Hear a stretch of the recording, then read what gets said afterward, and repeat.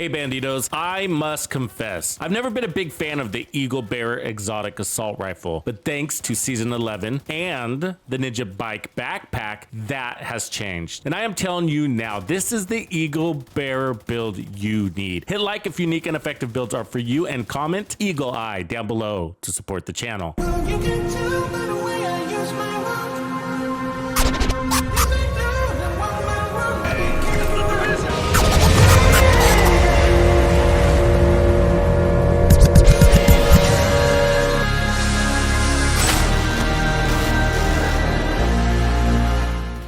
So I haven't created too many Eagle Bearer builds in the past. When I did, inserting another assault rifle in its slot always seemed to work out better. I also didn't like doing too many features on weapons locked behind raids because I know most of the player base doesn't have them. But with Season 11, things have changed. So this is the highly sought after Eagle Bearer exotic. It can be acquired in the Dark Hours raid, but with Season 11, it can now be dropped in the Dark Zone as contaminated loot. And we are already receiving reports of people getting this. The raid is going to be the most direct path to acquiring this gun, so I invite you to join our Discord to hook up with the Bandidos to get yours. Okay, let's take a look at the weapon details. So we got a crit chance mod, we got weapon handling mod, crit damage, and 30 round mag. So if you see here, we got a pretty decent base weapon damage of 121,863 RPMs thanks to the build, and 60 round mag. So that's a big differentiator there. That's some nice damage in this weapon just right off the bat. Assault rifle damage, health damage, and headshot damage there, notice that. But look at the reload time I have in this build. The default reload time is 1.9 seconds. I have improved this weapon so that it has a reload time similar to some of the fastest SMGs in the game, making this great for close quarter combat. Okay, so the talent. So this is the deal with this exotic. So Eagle Strike accuracy increases as you continuously fire up to 30%. So maximum 30% accuracy from that buff. Headshot kills, that's a key word there, grants the tenacity buff for 15 seconds. The strength of tenacity is increased by 1% for body shots and 5% for headshots. So headshots are going to be important for this build. Okay, tenacity. So what is tenacity? 40 to 80% of damage taken is delayed until the buff expires. Remember, the buff lasts for 15 seconds, okay? So all of the total delayed damage is reduced for each enemy killed while the buff is active, up to 100% with 3 kills. So what it's saying is if you get 3 kills after you activate, you can be immune. And during that period, you are increasing tenacity strength with each body shot and headshot. Remember, 1% for body shots, 5% for headshots. And that's in case you don't get that 3rd kill and become completely immune, then you're strengthening tenacity up to 80%. So I'm on the Xbox, and in the past, I felt the Eagle Bearer wasn't that great because acquiring the immunity buff just didn't happen enough. Mostly because of the handling. Even though it gets more accurate as you fire, it doesn't become more stable. And once you get that tenacity buff, the goal is to get those consecutive kills in 10 seconds. Remember, 3 kills to get the most out of that immunity, to be fully immune. And that's actually a lot to ask from a weapon that doesn't have an offensive talent to aid you in killing faster. And if you fail, the weapon could actually kill you from the delayed damage that it hits you with all at once. So with what the weapon talent demands, you want a build that has the power to kill 3 elite enemies inside 10 seconds consistently. So you want to be able to be fast moving and extremely accurate to get those headshot kills. No headshot kill, no buff. No headshots,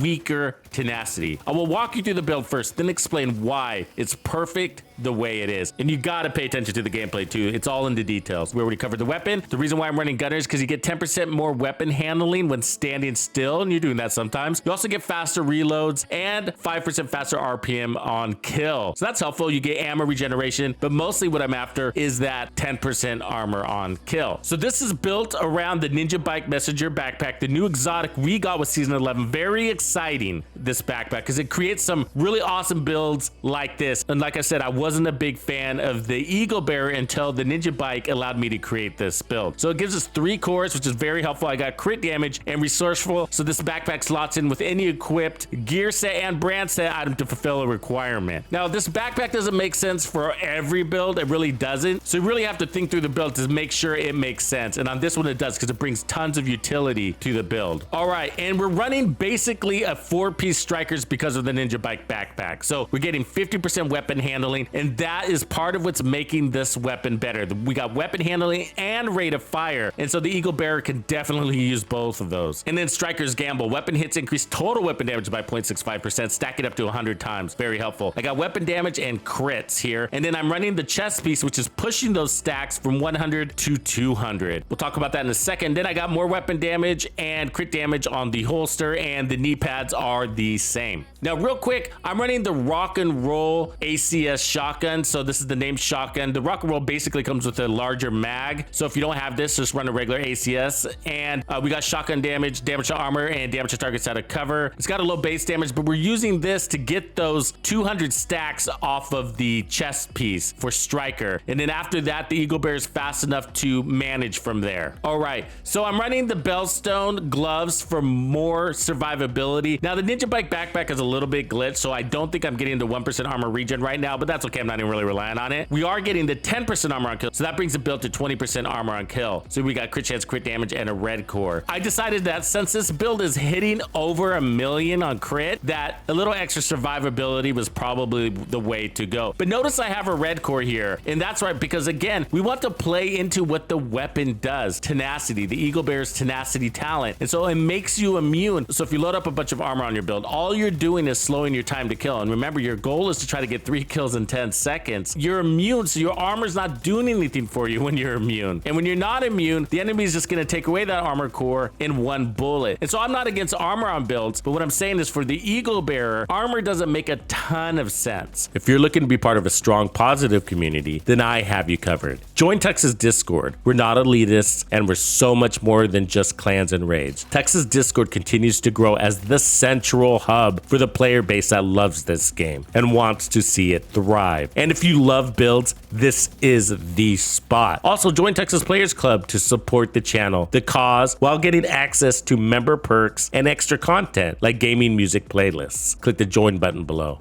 Okay, here is the game changer. Thanks to the backpack and this new gear set that came from season 11. You're probably like, what? Hot shots and an Eagle Bear? I don't get it. Yeah, we don't care about that marksman rifle damage. What we care about is that 30% handling. That is nuts. And you're going to be seeing this on a lot of my builds. So 30% weapon handling for the Eagle Bear has allowed me to get so many more headshot kills with this weapon and focus so much more on the head without all the crazy misses that this weapon would include before. That means I'm activating the tenacity buff more, and because we're landing more shots, because our accuracy and stability are better, it's easier to get those 3 kills inside that 10 seconds. So overall, this build has 65% weapon handling, so there's 10% more coming from gunner when we stand still for 1 second. And that's what makes this weapon feel great, because it's literally a laser beam on people's foreheads. So it's absolutely amazing, and then you're getting the best damage out of your build because of that. Okay, skills are going to be important to this build because they're going to add to your survivability. So I think the shield is actually really important for an Eagle Bear build. And so this is just the basic Crusader shield. It is a tier 2 shield. And as you can see, it's about 2.2 million in health. We got shield health and active regeneration. The reason why shields are important is because you want to minimize the damage you're taking when the tenacity buff is active in case you don't get the 3 kills. If you can minimize that, then you're adding a security blanket to your build. And then the Banshee Pulse, sort of the same thing. When you stun the enemies with this, they're not shooting back at you. You can also use Riot Foam and hold them down real good, and you do got the skill tier that'll help that out a little bit. So as far as crit chance, we got 43% crit chance and 119% crit damage. That's exactly where I want these numbers to be. Headshot damage, we're at 85%. So with the gameplay, I want you to really pay attention to my accuracy. Now I'm on a console, I'm using controller, so it's not perfect. It's not like we're gonna land 100% of our headshots, but a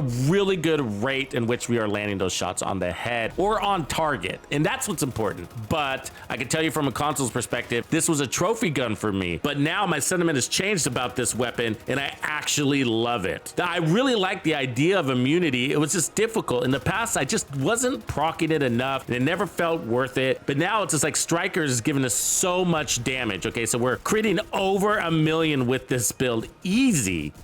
This is a shoot first, kill first type build, and you have all of the power and survivability to do that. So it's okay to take some damage, sort of like a Hunter's Fury theory, you know, you're gonna be taking damage and then healing yourself when you get that next kill. And we have the 20% armor on kill to do that. And that's gonna keep you going. That's gonna keep you pushing forward. But you always need to be pushing forward and killing. That's sort of the point with the Eagle Bearer. It is an aggressive weapon, okay? It's not really one that you wanna be hanging in the back too long with it, just because you're missing the damage talent. If you're gonna be playing in cover, not getting out, not pushing on the enemy, not playing fast, then you probably just wanna go with a different assault rifle. This one is asking you to be aggressive and to take advantage of that immunity. So this is the best sniper build in the game. It can one-shot kill, even with body shots, but what's special about it is the crazy amounts of armor that it has. Try it next.